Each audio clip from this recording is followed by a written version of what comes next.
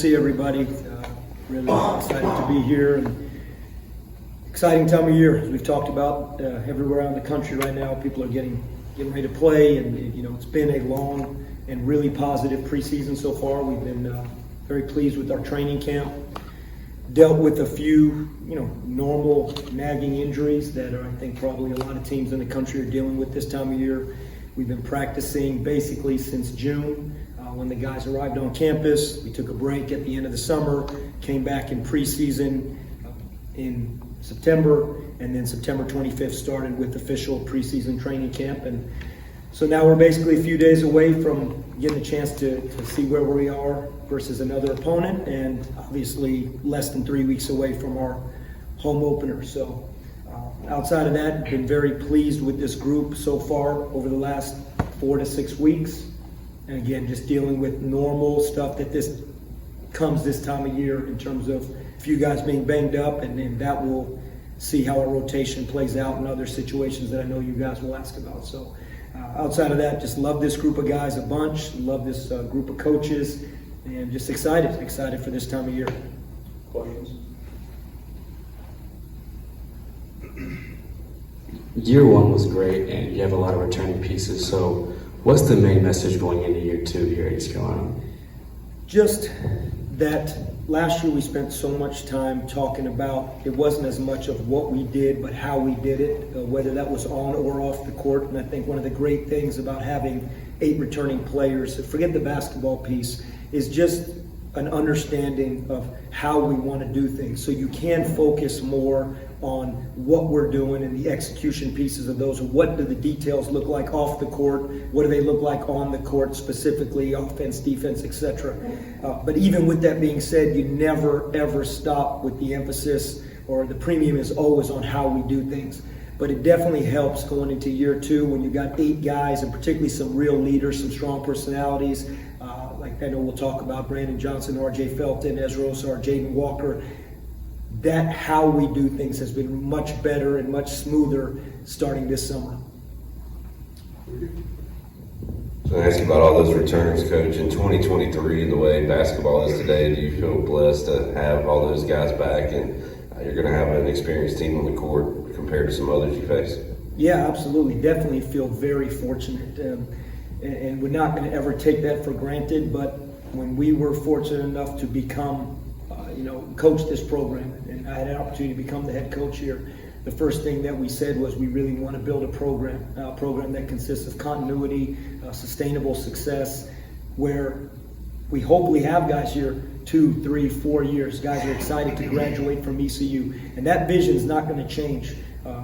Also alluded to it last year, saying, hey, if we have to make an adjustment, we will. We'll make those adjustments as we go along and as we navigate this, and we will continue to make those adjustments. But from a standpoint of 8 guys returning and not having one senior on this team, the potential of having this team together for 2 more years that looks very similar to this, I feel very fortunate and excited about that. And last year, I think at one point in terms of Division I production, we were somewhere around 350 in the nation in terms of what was coming from the previous year, what was returning. Production, not necessarily age or class. This year, I think will be much higher from a production standpoint, but we still have multiple years of eligibility remaining on this team, and that is exciting. Coach, for you specifically, last year as the first time head coach, what are some tangible things you learned on the fly that you can apply to this year going into year two, where I'm sure you have a much better feel for kind of how to handle things, what to expect? Yeah, I think early rotation is a big thing. I often think back to us early in the season last year as we were defining our rotation, and we played a lot of guys, and we remember a lot of games we were playing 12 guys, 13 guys. A lot of that had to do with probably first-time head coach and trying to find my way, and a lot had to do with us as a team trying to find out, okay, who can execute what we're trying to do. We didn't have anybody that just stood out and we knew we were either playing through or had full grasp of our system, and it actually fluctuated throughout the year.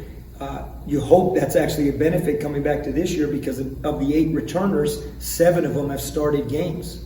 A lot of people like to say we have 4 or 5 returning starters.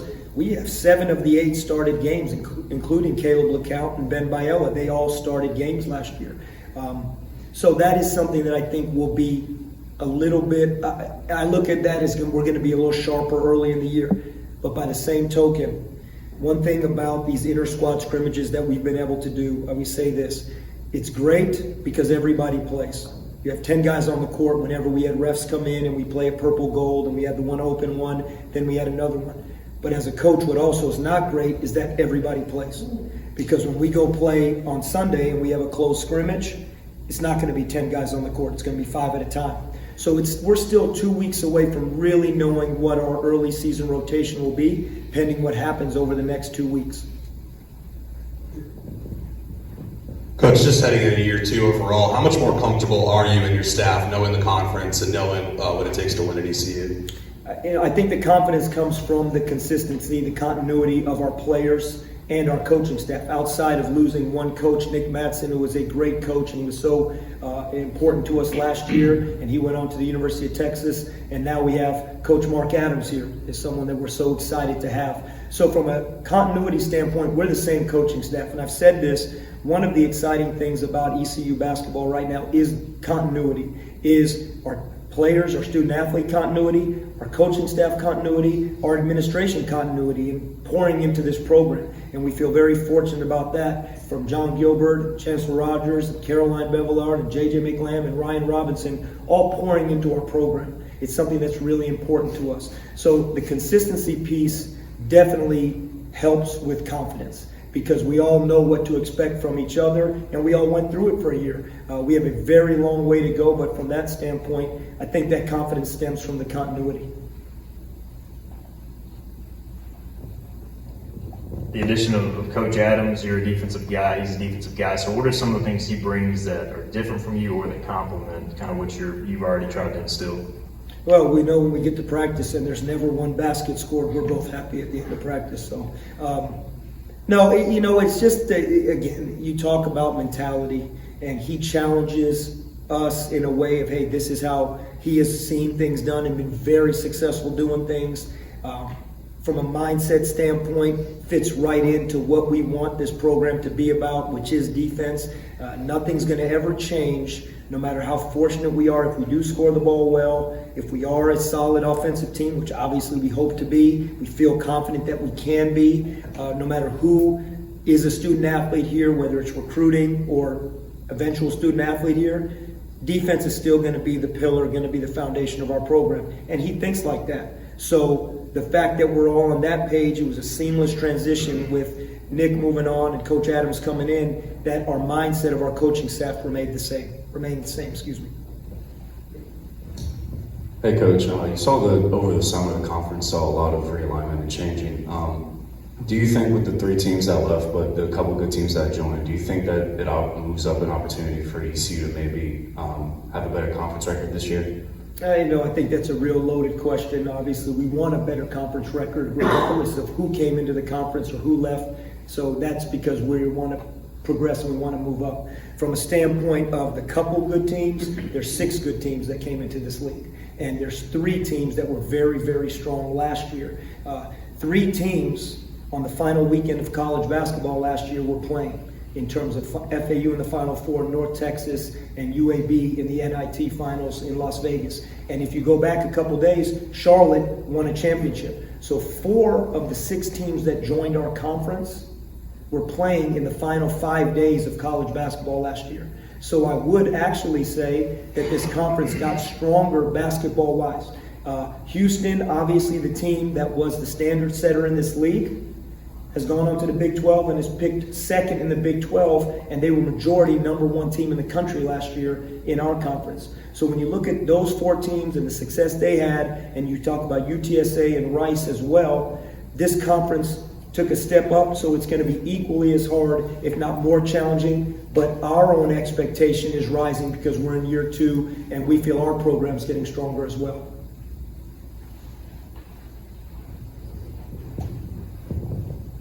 Can you touch on that a little bit? You added some pieces from some major schools, and again this year, and particularly the Durham guy, Hadford. Tell us a little bit about him and getting a point guard in like that. Yeah, very excited about the 3 freshmen that joined.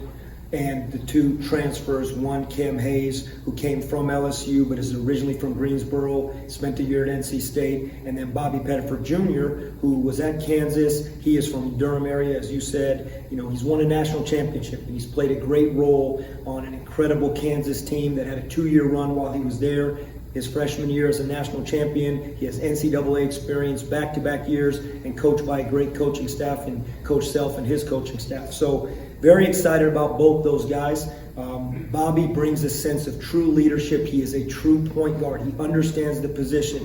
Nothing to do with putting the ball in the basket, nothing to do with statistics. He understands what it is to be a point guard, and that's really important, and that's going to only help us with him, Jaden Walker, Caleb LeCount, and all of them playing point guard duties, as well as Cam Hayes.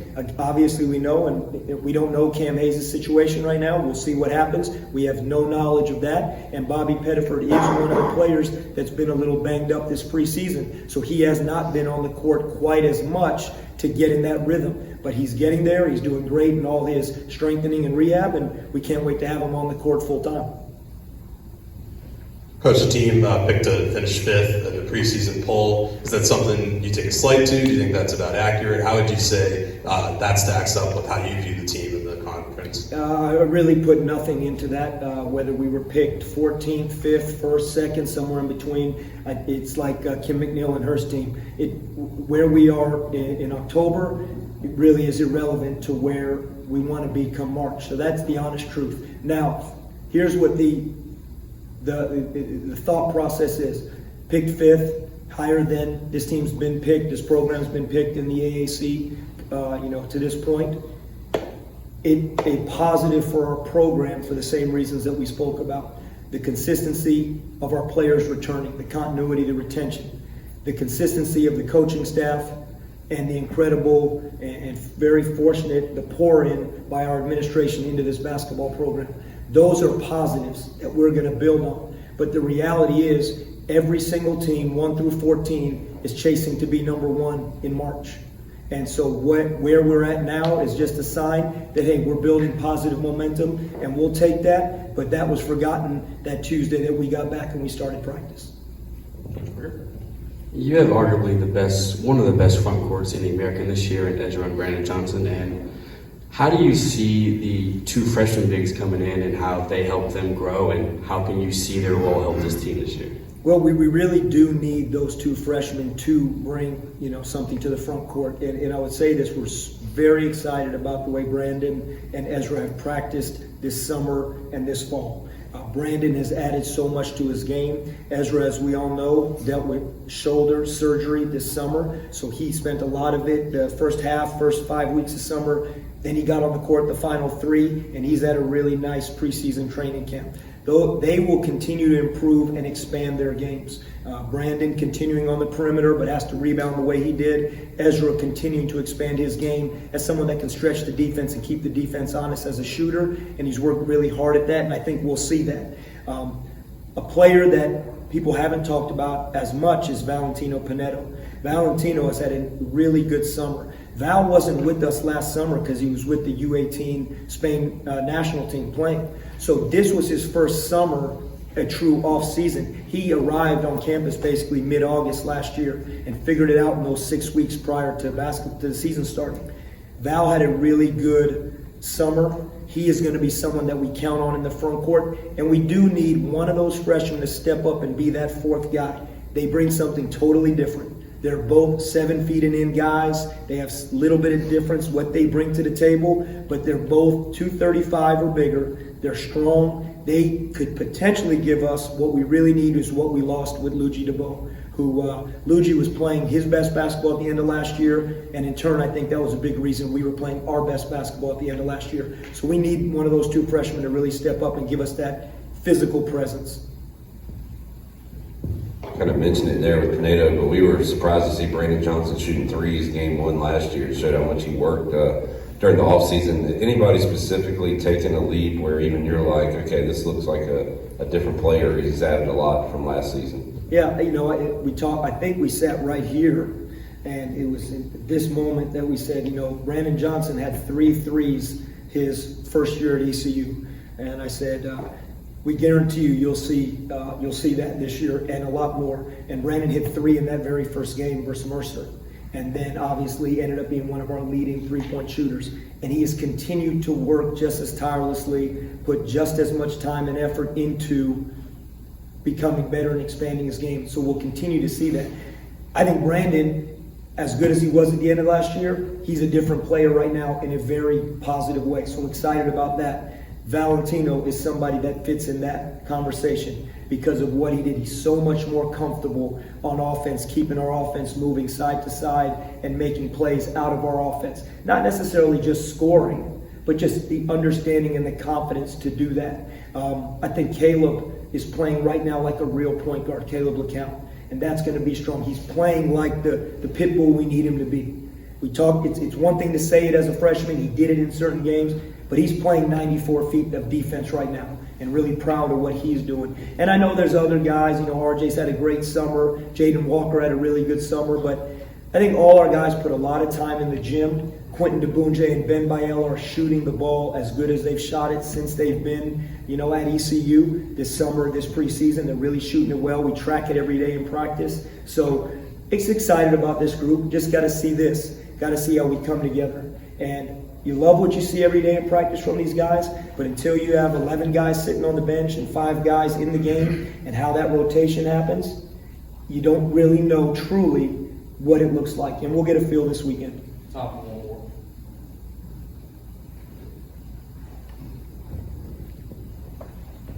Coach, just wanted to ask about the non-conference, able to get South Carolina in here, schedule a couple other big schools. What was the thought process in putting that together, and how excited are you for some of those matchups? Very excited. When we got here last year, we said we want to try and create a really powerful schedule, and build that strength of schedule as the years go, as the seasons go, and that includes having great home games.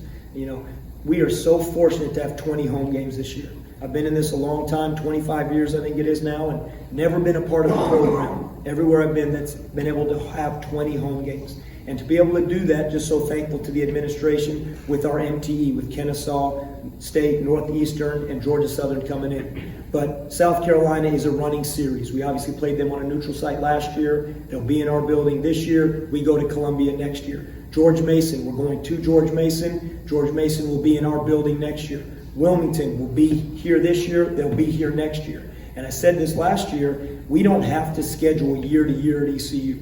We're going to put series together. We're going to put neutral games. We're going to have a running, because that builds excitement year to year. And we have everything it takes to do that here.